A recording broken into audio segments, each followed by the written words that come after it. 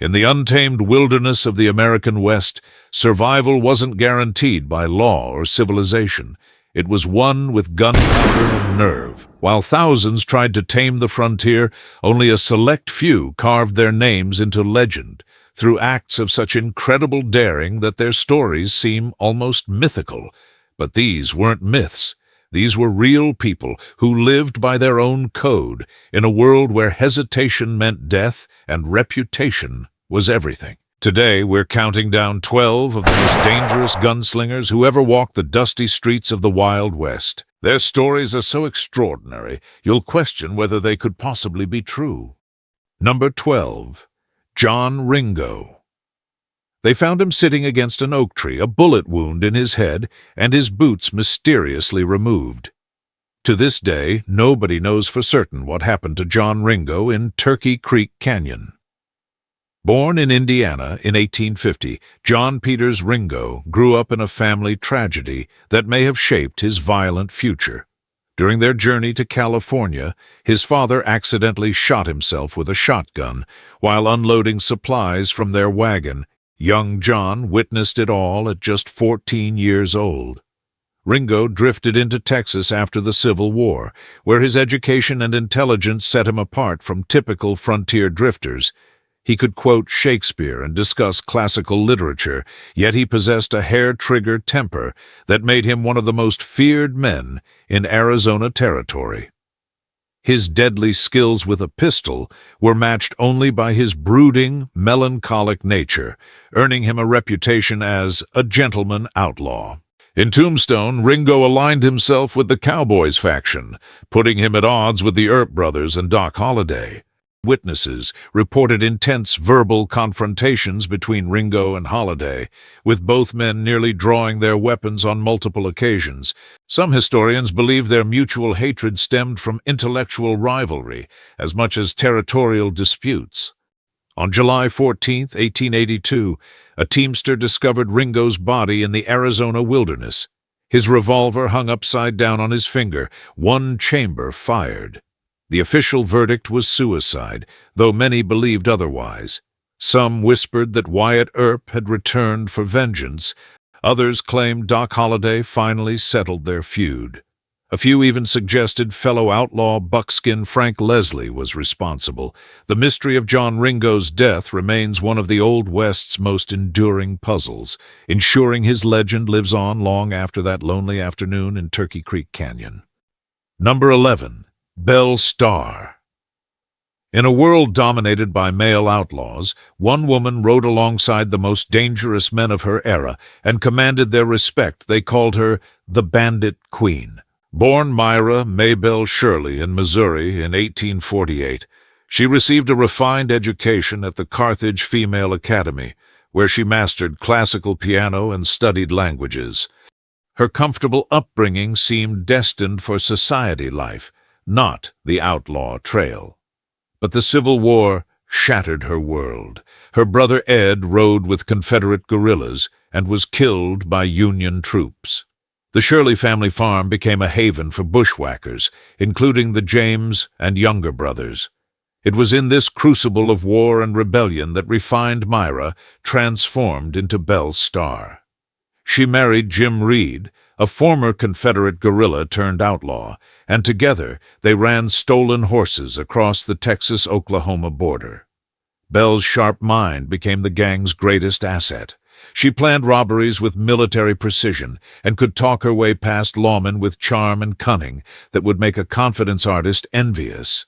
After Reed was killed fleeing arrest in 1874, Belle's criminal career only intensified. She married Sam Starr, a Cherokee horse thief, and their ranch became notorious as a sanctuary for outlaws on the run. The couple was convicted of horse theft in 1883 and served 9 months in federal prison. Belle emerged undeterred. She dressed in velvet gowns and carried 2 pistols on her hips. She rode a horse named Venus while wearing a man's hat adorned with ostrich plumes. Newspapers sensationalized her exploits, transforming her into a Wild West celebrity. On February 3, 1889, 2 days before her 41st birthday, Belle was riding home from a neighbor's house when someone shot her in the back with a shotgun. She fell from her horse, and the assassin fired again, ensuring she wouldn't survive. Her killer was never caught, though suspects ranged from her own son to a neighbor she'd humiliated in court. Belle Starr was buried with her favorite pistol, her legend secured as the most notorious female outlaw in American history. Number 10. Wild Bill Hickok. James Butler Hickok earned his legendary nickname through deeds that seemed too incredible for one lifetime. By the time he died at 39, Wild Bill had become the embodiment of the frontier gunfighter. Born in Illinois in 1837, Hickok headed west as a young man, working as a stagecoach driver and later as a Union spy during the Civil War. His reputation as a marksman began in 1861 with the legendary Rock Creek Station incident. Though details remain disputed, Hickok killed David McCanley's and possibly 2 others in a confrontation that launched his fame. But it was the shootout in Springfield, Missouri, in 1865 that cemented his legend. Hickok faced Davis Tutt over a gambling debt and a stolen pocket watch. The 2 men met in the town square for one of history's first documented quick-draw duels. They stood 75 yards apart. Both drew simultaneously. Tutt missed. Hickok didn't. The bullet struck Tutt in the heart, and he died minutes later. Hickok's prowess with firearms was extraordinary. He typically carried 2 Colt Navy revolvers in a reverse draw position and could shoot with either hand. Witnesses claimed he could hit a dime at 50 paces and regularly performed trick shots for amazed crowds. He served as marshal in several frontier towns, including Abilene, Kansas, where he brought order through reputation as much as action. Most troublemakers left peacefully when they learned Wild Bill was the law. Those who didn't often regretted it. Despite his fearsome reputation, Hickok had a gentler side. He was friends with Buffalo Bill Cody and eventually joined his Wild West show. He married Agnes Lake Thatcher, a circus proprietor, just months before his death. On August 2, 1876, in Deadwood, Dakota Territory, Hickok sat playing poker at Nuttall and Mann's saloon. For the first time anyone could remember, he sat with his back to the door. Jack McCall, a drifter with a grudge, entered quietly and shot Hickok in the back of the head. Wild Bill died instantly, still holding his cards. 2 black aces, 2 black eights, and a 9. Forever after known as the Dead Man's Hand. Even in death, Wild Bill Hickok's legend grew, cementing his place as perhaps the most iconic lawman gunfighter of the American frontier. Number 9. John Wesley Hardin. If body count determined the deadliest gunslinger, John Wesley Hardin would rank at the very top. He claimed to have killed 42 men, though historians verify at least 27 deaths by his hand. Either number makes him the most prolific killer in Old West history. Named after the founder of Methodism by his preacher father, Hardin showed violent tendencies from childhood. At 15, he killed a freed slave who allegedly attacked him. Rather than face trial in Reconstruction, Texas, where former Confederates received little sympathy, Hardin fled. State police pursued him, and in the ensuing confrontation, he killed 3 officers. At 15, he had 4 deaths to his name. Hardin's teenage years became a blur of gunfights and narrow escapes. He worked as a cowboy and gambler while leaving a trail of bodies across Texas and Kansas. Unlike many gunfighters who killed in self-defense or in the line of duty, Hardin seemed to actively seek confrontations. He was quick to anger and quicker to draw. In Abilene, Kansas, he befriended Marshal Wild Bill Hickok, though their friendship was strained one night. Annoyed by a man's loud snoring in the adjacent hotel room, Hardin fired 2 shots through the wall. The first woke the man, the second killed him. Hardin escaped through a window before Hickok could arrest him. His killing spree continued until 1877, when Texas Rangers finally captured him on a train in Florida. He was sentenced to 25 years for murder. In prison, Hardin studied theology and law, earning a law degree. He emerged in 1894 a seemingly reformed man and opened a legal practice in El Paso. But Hardin's violent nature couldn't be fully suppressed. He drank heavily and got into frequent altercations. On August 19, 1895, while shooting dice at the Acme Saloon, Constable John Selman walked up behind him and shot Hardin in the head. The deadliest gunfighter in the Old West died instantly, killed the same way he'd lived, by sudden violence. His body count remains unmatched in frontier history, making John Wesley Hardin the most lethal individual gunman of the American West. Number 8. Jesse James. No outlaw captured America's imagination quite like Jesse James. He was simultaneously a cold-blooded killer and a folk hero, depending on who told his story. Born in Missouri in 1847, Jesse and his brother Frank grew up in a family sympathetic to the Southern cause. During the Civil War, both brothers rode with Confederate guerrilla fighters under William Quantrill and Bloody Bill Anderson. They participated in brutal raids against Union forces and civilians, including the infamous Centralia Massacre of 1864, where over 100 unarmed Union soldiers were killed.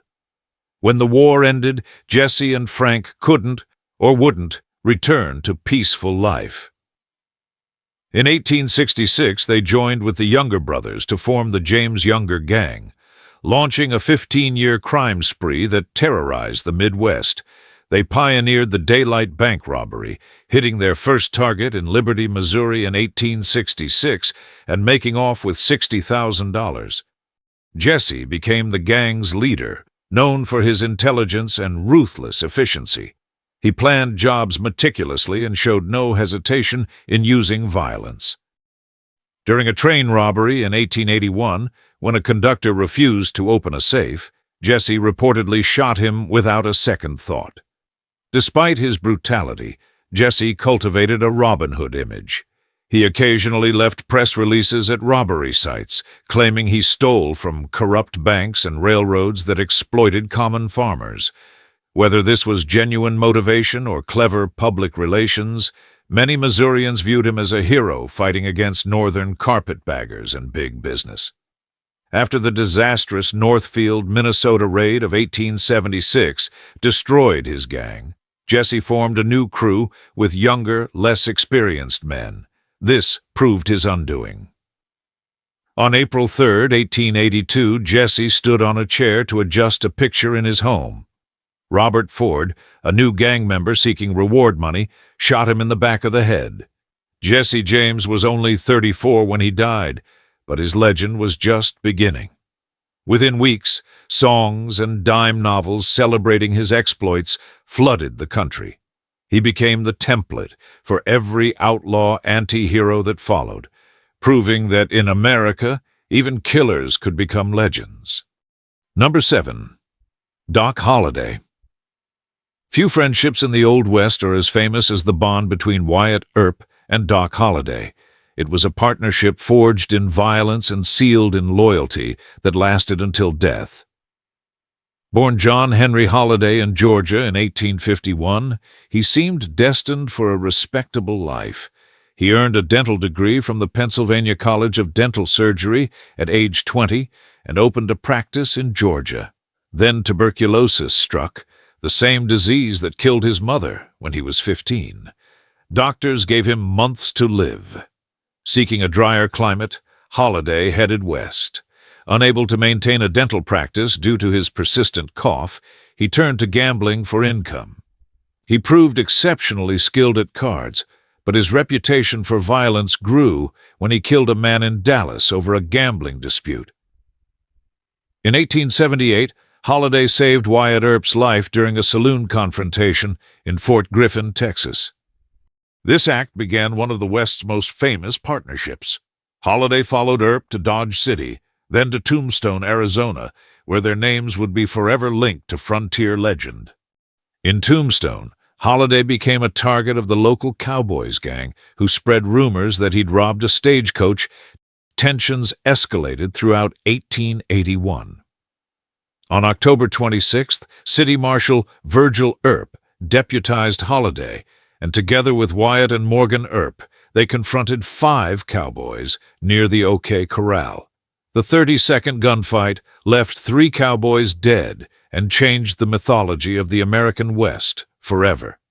Popular legend claims Holiday killed over a dozen men, but historians believe the true number was between 1 and 3. His reputation exceeded his actual body count, perhaps because his gaunt appearance, racking cough, and fierce loyalty made him seem like death personified. After the OK Corral, violence consumed Tombstone.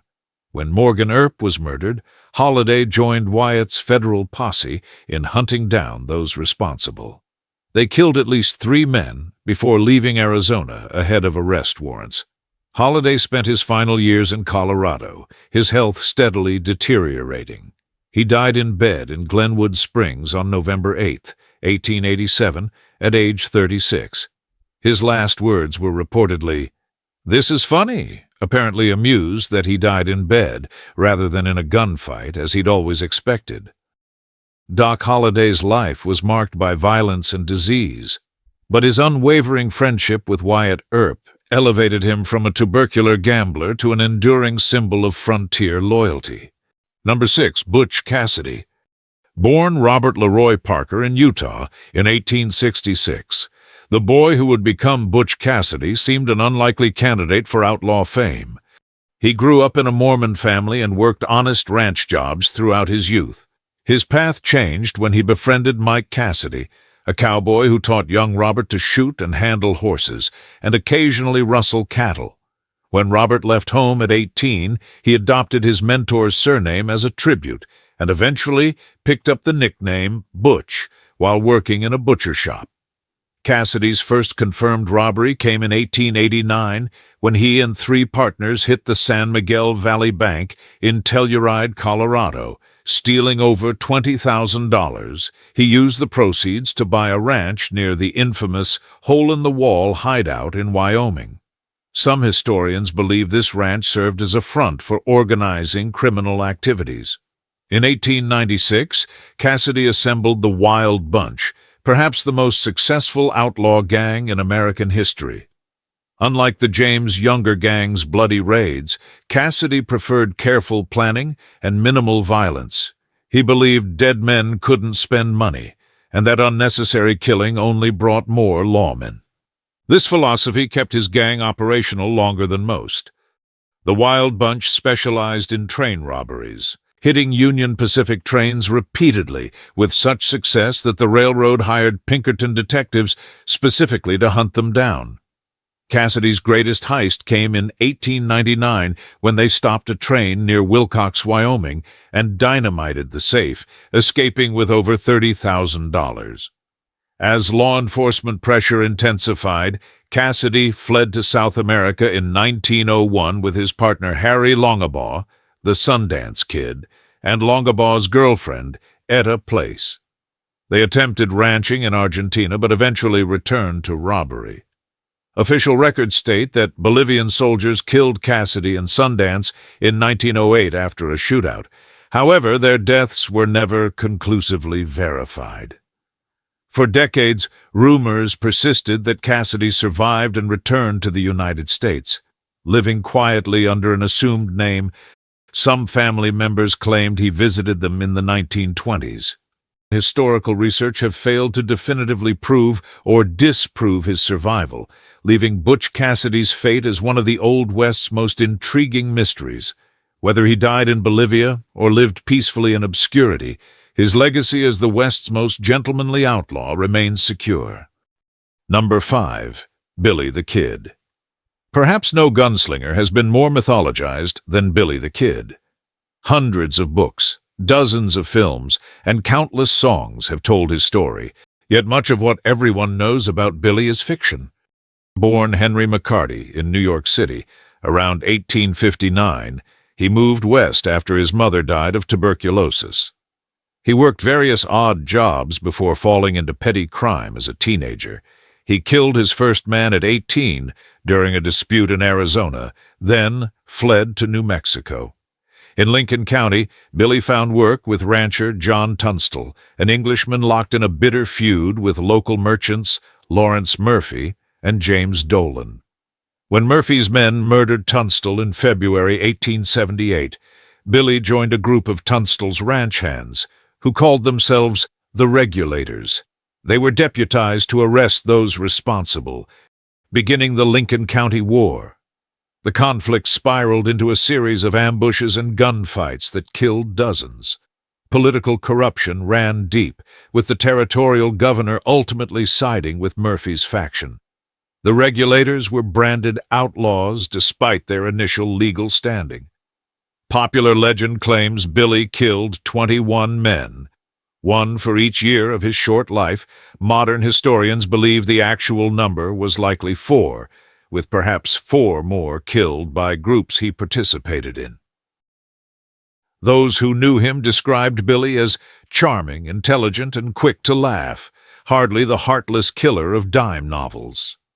After the Lincoln County War ended, Billy attempted to negotiate a pardon with Governor Lew Wallace, who seemed willing but ultimately reneged. Billy returned to rustling cattle and gambling to survive. In 1881, newly elected Sheriff Pat Garrett, a former friend, made capturing Billy his priority. On July 14th, Garrett tracked Billy to Fort Sumner, where he was hiding in the home of Pete Maxwell. When Billy entered Maxwell's darkened bedroom, Garrett was waiting. Billy sensed someone's presence and asked in Spanish, "Who is it?" His last words. Garrett fired twice. The first bullet hit Billy in the chest, killing him instantly at approximately 21 years old. Despite claims over the years by various individuals insisting they were Billy or had seen him alive, historians agree that Billy the Kid died that night in Fort Sumner. His legend, however, had only just begun. Number 4. Dallas Studenmeyer. While less famous than some on this list, Dallas Studenmeyer may have been the fastest gunman who ever lived. In El Paso's most violent period, he brought order through sheer speed and accuracy that stunned even hardened gunfighters. Born in Alabama in 1845, Studenmeyer served in the Confederate Army during the Civil War. After the war, he drifted west, working as a Texas Ranger and developing a reputation as an exceptional marksman. He could draw and fire with either hand and routinely practiced by tossing objects in the air and shooting them before they hit the ground. In April 1881, El Paso hired Studenmeyer as city marshal. The town was spiraling into chaos, with over 30 murders in the previous year and corrupt lawmen who enabled rather than stopped the violence. Studenmeyer immediately made clear that El Paso's lawless days were ending. Just 4 days into his tenure, Studenmeyer faced his first test. A confrontation erupted between 2 drunken men. When Studenmeyer intervened, gunfire erupted. In a span of perhaps 3 seconds, Studenmeyer drew both pistols and fired 4 shots. 3 men fell dead, including 1 innocent bystander killed by accident. The display of lightning-fast gun work stunned the crowd. Over the next year, Studenmeyer killed several more men, all in circumstances he deemed necessary to maintain order. His methods were effective, but increasingly controversial. He drank heavily, and his temper grew shorter. What began as justifiable use of force started resembling personal vendettas. The El Paso City Council eventually asked for his resignation in 1882. Studenmeyer accepted and took a job as a U.S. Marshal, but his drinking worsened, and on September 18, 1882, he got into an argument with 2 men he'd feuded with previously, James and Felix Manning. The confrontation turned violent in a hallway. Gunfire erupted at point-blank range. When the smoke cleared, Studenmeyer lay dead, shot multiple times. He was only 36 years old, but in his brief tenure as El Paso's marshal, Dallas Studenmeyer had demonstrated gun skills that may have been unmatched in the Old West. Those who witnessed his speed claimed no one could match it, making his death at the hands of less skilled opponents all the more tragic. Number 3. Luke Short. Standing just over 5 feet tall and rarely weighing more than 140 pounds, Luke Short didn't look like one of the deadliest gunfighters of his era. But in the violent world of frontier gambling halls, he proved that deadliness had nothing to do with size. Born in Mississippi in 1854, Short headed west as a young man, working as a cowboy and learning to gamble. He dressed impeccably, favoring tailored suits and custom-made boots despite his small stature. His size made him an easy target for mockery, until men discovered he was a master pistol shot with ice in his veins. Short made his living as a professional gambler, working saloons throughout Kansas, Nebraska, and Texas. Unlike many gunfighters who sought conflict, Short simply wanted to play cards in peace. But in an era when gambling disputes often turned violent, he proved more than capable of defending himself. His first documented killing came in 1881 in Tombstone when he shot Charlie Storms during a dispute. Bat Masterson, who witnessed it, said Short gave Storms every chance to walk away. But when Storms drew his weapon, Short's gun cleared leather faster and fired first. Storms died instantly. In 1883, Short faced his biggest challenge in Dodge City. He'd bought into the Long Branch Saloon, but local politicians wanted him gone, claiming his gambling operation attracted undesirables. When they tried to force him out, Short sent telegrams to friends, including Wyatt Earp, Bat Masterson, and Doc Holliday. They arrived in Dodge City en masse, an assembly of gunfighting legends so intimidating it was called the Dodge City Peace Commission. The politicians quickly backed down. Short's most famous gunfight came in 1890 in Fort Worth. Jim Courtright, a former marshal turned hired gun, tried to extort protection money from Short. When Short refused, Courtright threatened him. Short calmly suggested they step outside to settle it. On the street, Courtright drew first, but fumbled his draw. Short's gun cleared smoothly, and he fired multiple times with devastating accuracy. Courtright fell dead, hitting nothing. Unlike many gunfighters who died violently, Short lived to see the Wild West fade. He continued gambling and died of natural causes in 1893 at age 39. His funeral was attended by many famous frontier figures who came to pay respects to the small man with the fast draw who'd earned respect throughout the West. Number 2. Ben Thompson. If you wanted to find Ben Thompson, you'd look in the finest gambling halls wearing the most expensive suit and carrying 2 pearl-handled pistols. He was a professional gambler, a decorated soldier, and one of the most feared gunfighters in Texas, a combination that made him legendary. Born in England in 1843, Thompson emigrated to Texas as a child. He showed violent tendencies young, getting into knife fights as a teenager. During the Civil War, he enlisted in the Confederate Army and earned a reputation for bravery under fire. After the war, he headed west to gamble professionally. Thompson was arrested multiple times for assault and murder, but his quick thinking and skilled attorneys usually got him acquitted or given light sentences. He killed a man in Kansas in 1868 but fled to Mexico before trial. He killed another in Austin, Texas in 1876 but claimed self-defense and was cleared. Unlike many gunfighters, Thompson was educated and articulate. He could quote literature and discuss philosophy as easily as he could drop a man at 20 paces. This combination of culture and lethality made him a unique figure on the frontier. In 1881, Austin elected Thompson as city marshal despite his violent past. Surprisingly, he proved excellent at the job. His reputation alone kept most troublemakers in line, and he showed restraint when dealing with minor offenses. His tenure was marked by the lowest crime rates Austin had seen in years, but Thompson's temper remained his weakness. After his term as marshal ended, he got into a dispute with the owners of a San Antonio gambling hall where Thompson had killed a man years earlier. On March 11, 1884, Thompson and friend John King Fisher visited the hall. Accounts of what happened next vary wildly, but gunfire erupted. When it ended, both Thompson and Fisher lay dead, along with the hall's owner. Investigators counted 13 bullet holes in Thompson's body. Ben Thompson's death marked the end of an era. He represented a particular type of Old West figure, the gentleman gunfighter who could navigate both high society and deadly confrontation with equal skill. Number 1. Tom Blackjack Ketchum. Standing over 6 feet tall with dark features and a reputation for ruthlessness, Tom Blackjack Ketchum seemed born to be an outlaw. But what earned him the top spot on our list wasn't just his violent career. It was the shocking nature of his death that ensured his place in history.